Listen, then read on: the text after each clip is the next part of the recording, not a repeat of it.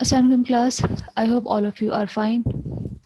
Today is Thursday, 17 March 2021, and this is our fourth online lecture of web development and design. In our previous lecture, we have talked about methods and properties of string in JavaScript, and today's lecture is based on JavaScript arrays. Previous lecture में हम लोगों ने strings या text के about पढ़ा था कि किस तरह से हम लोग एक स्ट्रिंग की लेंथ को फाइंड आउट कर सकते हैं। इसके अलावा हम लोग किस तरह अपनी स्ट्रिंग की स्लाइसिंग कर सकते हैं, अपनी स्ट्रिंग में सर्चिंग कैसे कर सकते हैं, फॉरवर्ड सर्चिंग करनी हो, अगर बैकवर्ड सर्चिंग करनी हो, ठीक है। इसके अलावा किसी एक पर्टिकुलर पोजीशन से कोई एक पर्टिकुलर पोजीशन मेंशन करके वहाँ से हम अपनी स्ट्रिंग में सर्चिंग किसी पर्टिकुलर वर्ड के लिए कैसे कर सकते हैं। ठीक हो गया। आज के लेक्चर में हम लोग ये देखेंगे कि एरेज बेसिकली क्या होती हैं, ठीक है। एरेज को डिक्लेयर कैसे किया जाता है, किस टाइम पे एरेज को यूज़ किया जाता है, एरेज में अगर हम लोग उसके एलिमेंट्स को चेंज करना हो तो वो कैसे कर सकते हैं, उसके एलिमेंट्स को अगर हम लोगों ने एक्सेस करना हो तो वो कैसे कर सकते हैं। ठीक हो गया। एरेज में एरेज क्या होते हैं और ऑब्जेक्ट्स क्या होते हैं, एरेज और ऑब्जेक्ट्स में क्या डिफरेंस है, ये आज के बेसिक जो है ना वो हमारे इस लेक्चर का एजेंडा है। सबसे पहले देख लेते हैं कि एरेज क्या होते हैं। कि JavaScript arrays are used to store multiple values in a single variable. ठीक है। एरेज बेसिकली डेटा स्ट्रक्चर्स होते हैं, ये आपने पढ़ा भी होगा, ठीक। कि अगर हमारे पास मल्टीपल इंफॉर्मेशन है तो ये बात लाजमी नहीं है कि हम अपनी मल्टीपल इंफॉर्मेशन को सेव करवाने के लिए मल्टीपल वेरिएबल्स डिक्लेयर करें। ठीक है। आप एरेज को यूज करें और एक सिंगल वेरिएबल डिक्लेयर करके आप उसमें अपनी मल्टीपल इंफॉर्मेशन को सेव करा दें, रादर देन कि आप मल्टीपल इंफॉर्मेशन के लिए मल्टीपल वेरिएबल्स डिक्लेयर करें। ठीक हो गया। इस प्रॉब्लम को ओवरकम करने के लिए कि मल्टीपल इंफॉर्मेशन के लिए मल्टीपल वेरिएबल्स डिक्लेयर करने की बजाय हम एक एरे डिक्लेयर कर लें, जिसके हम लोग क्या करें कि एक पर्टिकुलर एरे को डिक्लेयर करके उसका नेम रखें, उसमें अपनी सारी इंफॉर्मेशन को स्क्वायर ब्रैकेट्स के अंदर सेव करा दें। ठीक है। सबसे पहले देखते हैं कि एरे को डिक्लेयर करने का सिंटेक्स क्या होता है।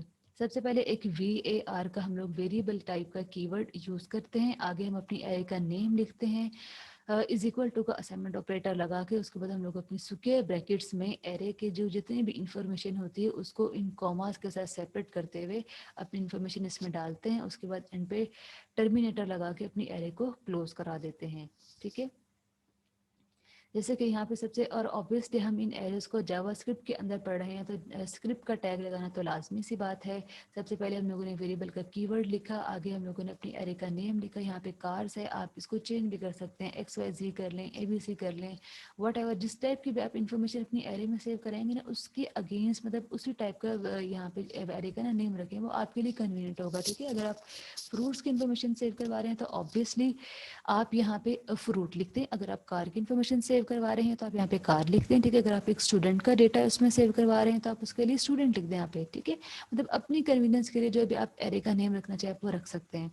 उसके बाद यहाँ पे मैंने पहले सबसे पहले आपको बताया कि एरे को डिक्लेयर कैसे किया और उसमें एरे में इन्फॉर्मेशन कैसे सेव करी, क्योंकि यहाँ पे सब देखें स्ट्रिंग वैल्यूज ही हैं यहाँ पर, इस वजह से उन्होंने यहाँ पे इन्वर्टेड कॉमास डाले। अगर यहाँ पे न्यूमेरिक डेटा होता तो आप ऑब्वियसली यहाँ पे इन्वर्टेड कॉमास ना डालते। ठीक है। उसके बाद आगे इन्होंने document dot get element by ID के थ्रू अपने यहाँ पे एक आईडी सेट कराई, ठीक है, आपके एचटीएमएल डॉक्यूमेंट में, उसको एक साथ लिंकअप कराया। उसके बाद इनर डॉट एचटीएमएल में कार्स मतलब कि आपकी इस एरे का नेम लिखा, जिससे आपने अपनी पूरी की पूरी एरे में जितना भी डेटा सेव था मतलब पूरी की पूरी एरे को आपने देखिए अपनी आउटपुट में शो करा लिया। अगर आप यहाँ पे कोई न्यू इसमें इंफॉर्मेशन भी डालेंगे, लाइक यहाँ पे मैं सिटी डाल देती हूँ, ठीक है, सिटी कार्स जो होती हैं, तो देखिए हमारी जो न्यू इन्फॉर्मेशन है वो भी यहाँ पे शो हो रही है हमें। ठीक हो गया। ये तो हमने देख लिया कि एरे को डिक्लेयर कैसे करते हैं और एरे को हम लोग अपनी आउटपुट में शो कैसे करवा सकते हैं, मतलब एरे को एक्सेस मतलब अपनी पूरी की पूरी एरे को हम लोग कैसे एक्सेस कर सकते हैं रादर दिन के किसी पर्टिकुलर किसी एक पर्टिकुलर इन्फॉर्मेशन को एक्सेस करें। नेक्स्ट उन्होंने क्या बताया कि लाजमी नहीं है कि आप अपनी एरे के लिए एक स्ट्रेट लाइन ही लें, मतलब इसी इसी फॉर्मेट में आप अपनी एरे को डिक्लेयर करें, उसमें इन्फॉर्मेशन सेव करें। आप मल्टीपल लाइन्स के फॉर्म में भी जैसे आपको ईजी लगे वैसे आप सेव करवा सकते हैं। ठीक है।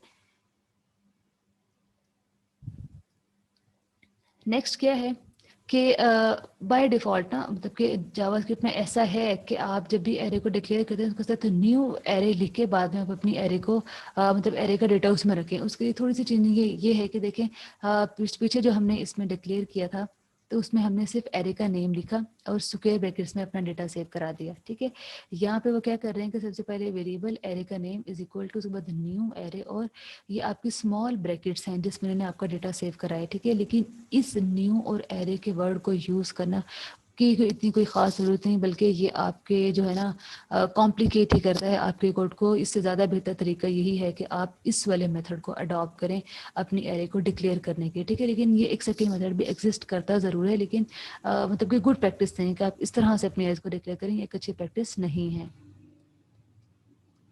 नेक्स्ट क्या है कि आप अपनी एरे के जो एलिमेंट्स हैं उनको कैसे एक्सेस कर सकते हैं, ठीक है। आपने यहाँ पे एक वेरिएबल के में अपनी एरे को सेव कराया हुआ है, ठीक है, एरे का नेम रखकर।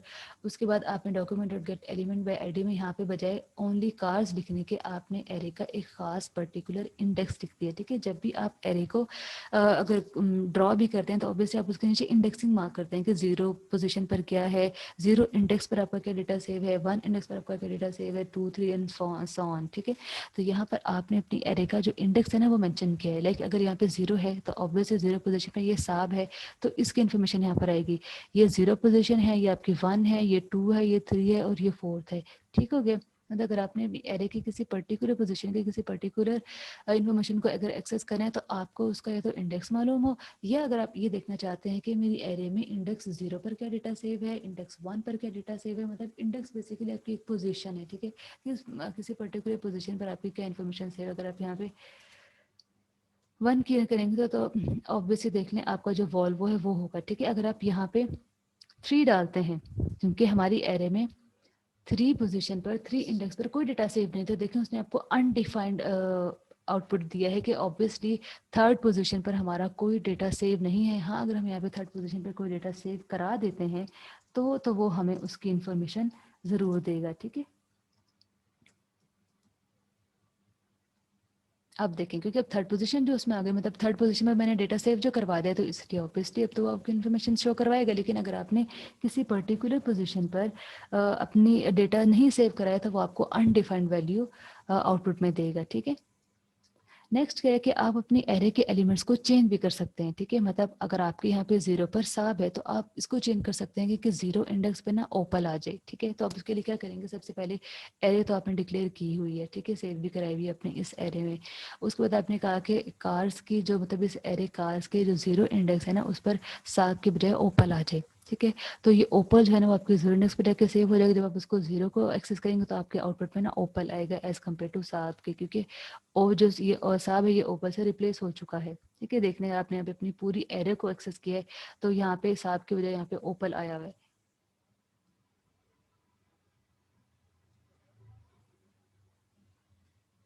अगर हमने इसको कमेंट्स में करके देखा कि अगर हमें चेंजेस नहीं करते तो ऑब्वियसली देखिए आपका यहाँ पे साब ही है। अगर हम इसको कमेंट्स को चेंज कर देते हैं और यहाँ पे 0 की बजाय हम लिखते हैं 1, कि हमारी इंडेक्स नंबर 1 पे ये आए, ठीक है। तो देखिएगा कि अब हमारे इंडेक्स नंबर 1 पे वो वैल्यू चेंज हुई है, ठीक है। जिस इंडेक्स पे आपने अपनी न्यू वैल्यू रिप्लेस करानी है या चेंज करानी है, आप अपनी उस इंडेक्स को यहाँ पर मेंशन लाजमी करते हैं, ठीक हो गया। नेक्स्ट क्या है कि अगर आपने अपनी पूरी एरे को एक्सेस करना हो तो ऑब्वियसली आप इंडेक्स की बजाय आप सिर्फ अपनी एरे का नेम लिख देते हैं, जिससे आपकी पूरी की पूरी एरे आपके आउटपुट में आपको नजर आ जाती है। अगर आप कोई पर्टिकुलर इंडेक्स लिखेंगे तो ऑब्वियसली उस पर्टिकुलर इंडेक्स की इन्फॉर्मेशन ही आपके सामने आएगी। अच्छा, आगे वो क्या बता रहे हैं कि एरेज आर ऑब्जेक्ट्स, के एरे हमारे ऑब्जेक्ट्स भी हो सकते हैं, ठीक है। लेकिन ऑब्जेक्ट्स वो कब होंगे और उनको हम कैसे डिक्लेयर करेंगे एरेज को कि वो हमारी ऑब्जेक्ट्स बन जाएंगे, ठीक है।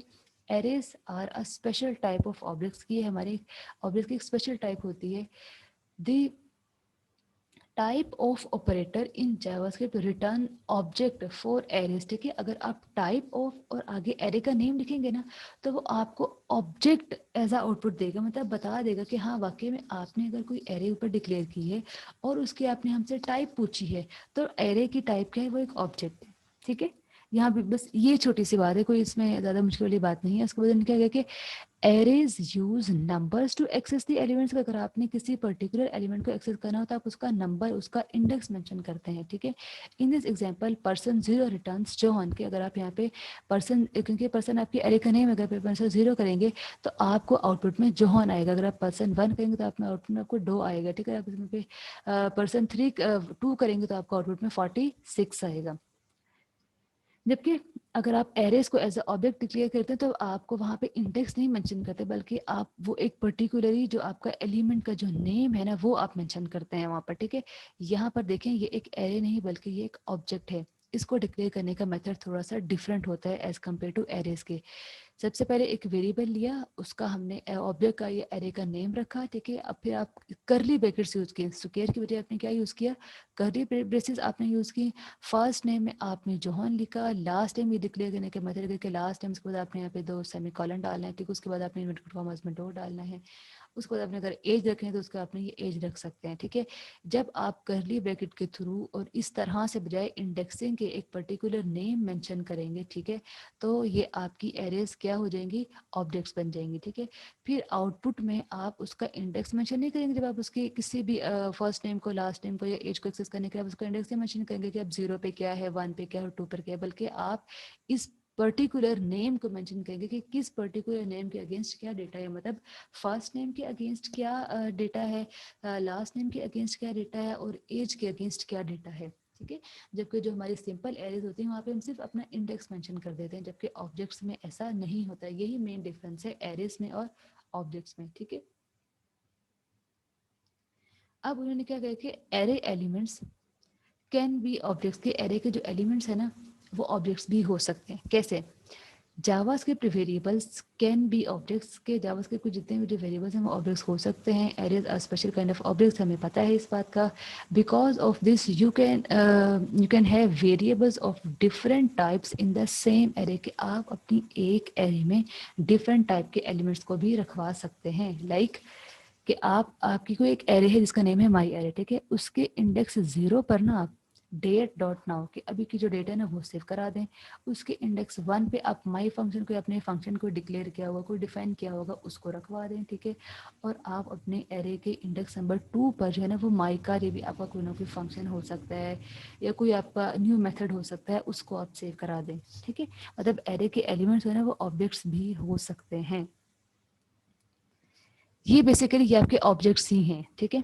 अब उन्होंने कहा कि एरे की कुछ प्रॉपर्टीज और मेथड होते हैं। जिस तरह से हम लोगों ने स्ट्रिंग की कुछ प्रॉपर्टीज और मेथड्स पढ़े थे, इसी तरह से एरेज के भी प्रॉपर्टीज और मेथड्स होते हैं। वो कैसे है कि जिस तरह से हम लोगों ने अपनी स्ट्रिंग की लेंथ को फाइंड किया था, उसके बाद उसमें हम लोगों ने सर्चिंग की थी, इसी तरह से हम लोग अपनी एरेज में भी उसकी लेंथ को फाइंड कर सकते हैं, ठीक है। लाइक अगर यहाँ पे आपने क्या करना है, इसको देख लेते हैं बल्कि, कि आपने एक अपनी एरे डिक्लेयर की, उसके बाद आपने document dot get element by ID के थ्रू आपने फ्रूट्स मतलब अपनी ये एरे का नेम लिखा यहाँ पर और डॉट लेंथ का मेथड अप्लाई किया, ठीक है।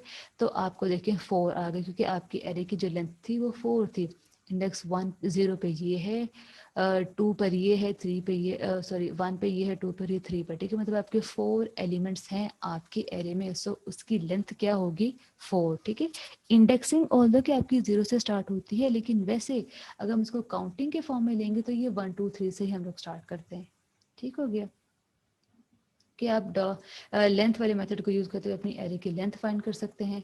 अगर आपने अपनी एरे का फर्स्ट एलिमेंट एक्सेस करना है तो आप वेरिएबल मतलब कि यहाँ पे फ्रूट्स में अपना इंडेक्स 0 मेंशन कर देते हैं, ठीक है, जिससे आपका जो फर्स्ट एलिमेंट है वो आपको एक्सेस हो जाता है। कि यहाँ पर देख लें कि आपने सबसे पहले क्या कहा कि फ्रूट, अपनी एक फ्रूट्स के नाम से अपनी एक एरे बनाई। उसके बाद आपने जो आपका जो एक न्यू आपने वेरिएबल डिक्लेयर किया फर्स्ट के नाम से, ठीक है, उसमें आपने इस एरे का जो इंडेक्स 0 पर जो डेटा था ना वो आपने इस फर्स्ट में सेव करा दिया, मतलब इस न्यू वेरिएबल में सेव करा दिया। और उसके बाद आपने इस फर्स्ट को यहाँ पर index dot sorry document dot get element by ID के थ्रू अपनी HTML के बॉडी में इसको शो करा दी, ठीक है।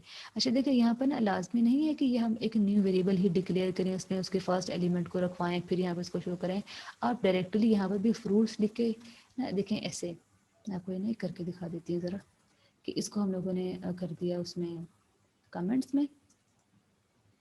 यहाँ पे हम लिखते हैं फ्रूट्स, ठीक है, और यहाँ पे आप इसका इंडेक्स है ना वो मेंशन कर दें, तो भी आपको ना इसकी आउटपुट शो हो जाएगी, ठीक है। देख लें अगर हम यहाँ पे इंडेक्स इसका डालते हैं 2, तो देखें थर्ड पर क्या है, मैंगो, तो यहाँ पे आपको ये आ गया। ये भी उन्होंने एक न्यू मेथड वैसे बता दिया है कि आप इस तरह से भी कर सकते हैं, लेकिन ऑब्वियस अगर ये इजी मेथड तो हम इसी को अडॉप्ट करेंगे।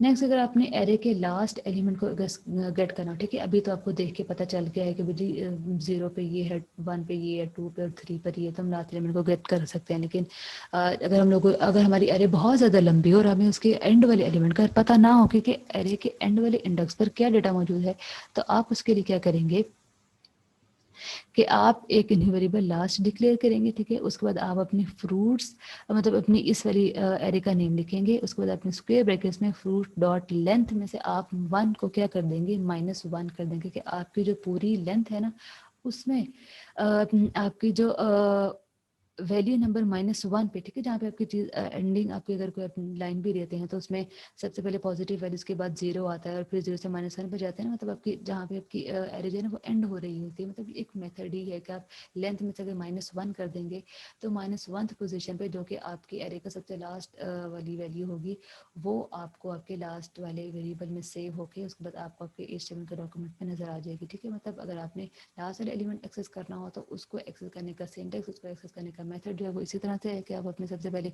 एक वेरिएबल डिक्लेयर करें, अपनी एरे का नेम लिखें और उसके ब्रैकेट्स में एरे का नेम डॉट लेंथ -1 लिखेंगे, तो आपको अपनी एरे का लास्ट एलिमेंट एक्सेस कर लेंगे आप, ठीक है। अच्छा, नेक्स्ट क्या है कि आप अपनी एरे में लूप्स भी लगा सकते हैं, ठीक है।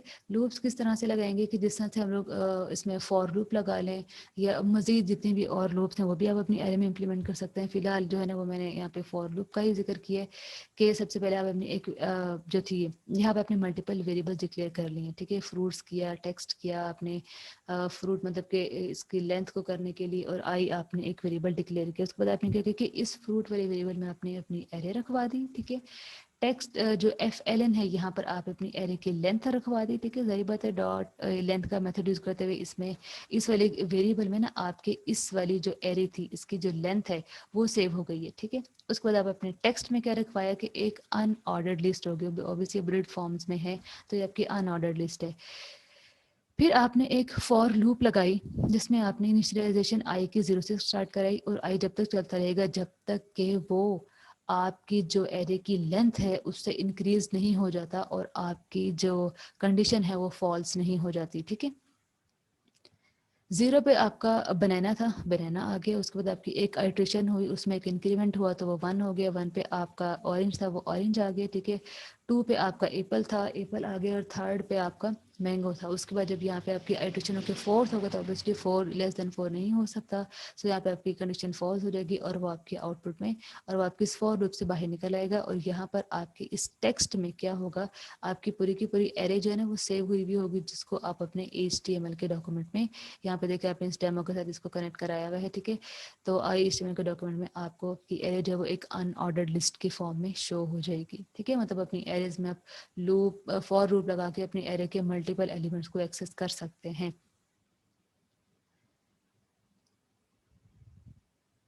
उसके बाद क्या है यहाँ पर कि आप अपनी एरे में मज़ीद एलिमेंट्स भी ऐड कर सकते हैं। मतलब कि आपके अगर एक एरे है और आप चाहते हैं कि उसमें कुछ एलिमेंट्स को पुश कर दें, ठीक है, या पॉप कर दें, तो यहाँ पर आपने एक न्यू एलिमेंट एरे का इस वक्त इस एरे में ना एलिमेंट बनाना है। एलिमेंट ऑरेंज है, एलिमेंट एप्पल है और एलिमेंट मैंगो है, ठीक है। आप इसमें एलिमेंट लेमन भी पुश करा सकते हैं क्योंकि एरेज में हम लोग पुश और पॉप ही करते हैं ना।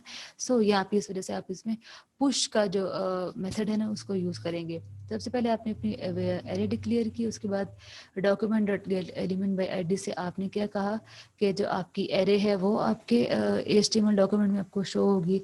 देन आपने एक फंक्शन जो है ना वो डिक्लेयर किया जिसको आपने एक बटन के पीछे रखवा के ऑन क्लिक के इवेंट के अंदर आपने उसकी जो है ना वो इस फंक्शन को सेव कराया। मतलब जब इस बटन पे क्लिक करेंगे तो आपका एक जो एलिमेंट है ना उसमें पुश हो जाएगा, ठीक है। इस फंक्शन में आपने क्या किया कि फ्रूट डॉट पुश के, या आपको जो फ्रूट की एरे है उसमें लेमन जो है वो पुश हो जाए, ठीक है। So document dot get element by ID demo में आपका जाके क्या होगा, आपकी एरे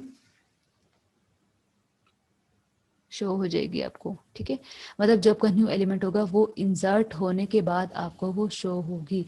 जब देखें आपने इस ऑन क्लिक के इवेंट के ऊपर क्लिक किया तो आपकी एरे में लेमन एंटर हो गया। मतलब इस तरह से आप अपनी एरे में मल्टीपल वैल्यूज को ऐड भी करवा सकते हैं,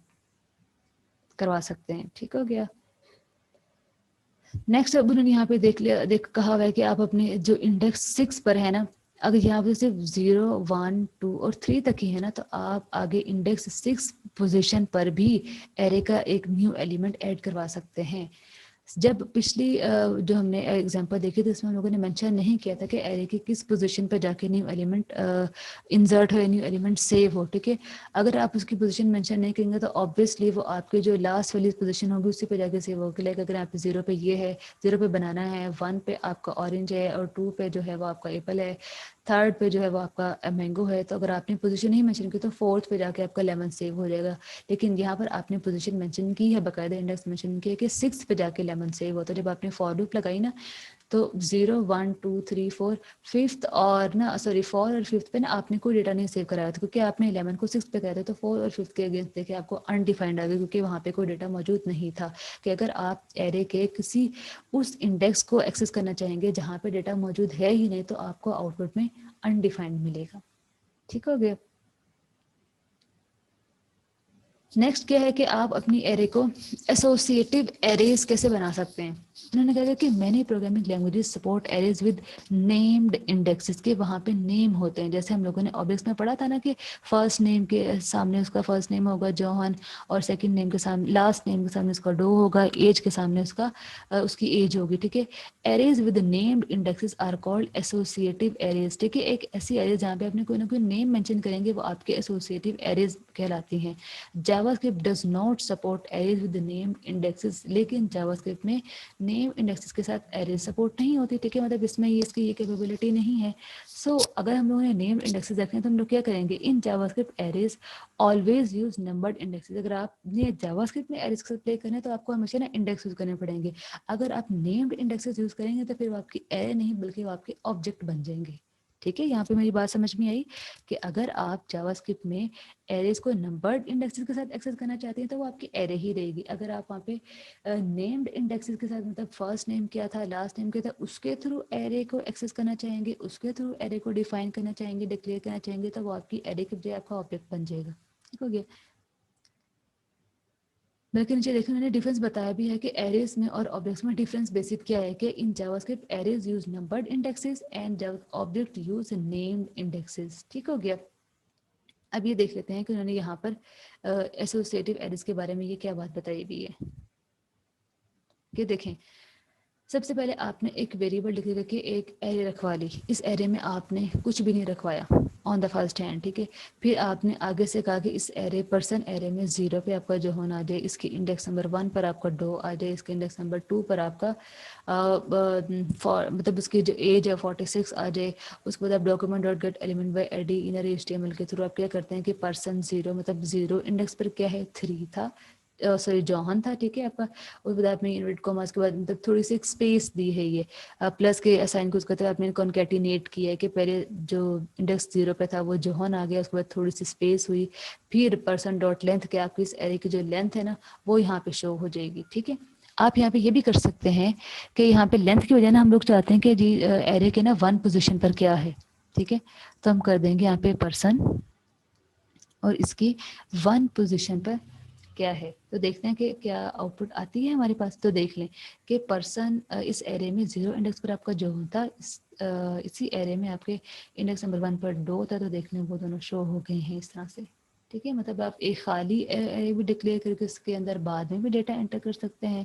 उसके बाद में आप एट अ टाइम एक एरे में एक एरे के मल्टीपल इंडेक्सेस को भी एक्सेस कर सकते हैं, ठीक है। यहाँ पे हम लोगों ने एट अ टाइम 2 इंडेक्सेस को जो है ना एक्सेस किया है कि एक टाइम पे हम लोगों ने अपनी एरे के इंडेक्स 0 पर क्या डेटा था, इंडेक्स 1 पर क्या डेटा था, उन दोनों के एक साथ देखा है। ठीक हो गया। आई होप कि आज के लिए इतना काफ़ी है। आप इसी चीज़ को बहुत अच्छे से प्रैक्टिस कीजिएगा कि एरेज क्या होती हैं, ऑब्जेक्ट्स क्या होते हैं, कैसे एरेज हम लोग न्यू वैल्यूज़ ऐड कर सकते हैं और कैसे एरे में पुश कर सकते हैं, ठीक है। एरे की लेंथ कैसे फाइंड कर सकते हैं, एरे के किसी पर्टिकुलर इंडेक्स पर वैल्यू अगर कोई रखवानी हो तो वो कैसे रखवा सकते हैं, अगर वैल्यू अगर वहाँ पर नहीं होगी तो आउटपुट क्या आएगी, अनडिफाइंड आएगी, ठीक है। इन सब चीज़ों को आपने लाजमी ध्यान से प्रैक्टिस करना है क्योंकि एरे आपका जावास्क्रिप्ट में जो है ना वो बहुत इंपॉर्टेंट टॉपिक है, ठीक है। ओके जी, थैंक यू एंड अल्लाह हाफिज़।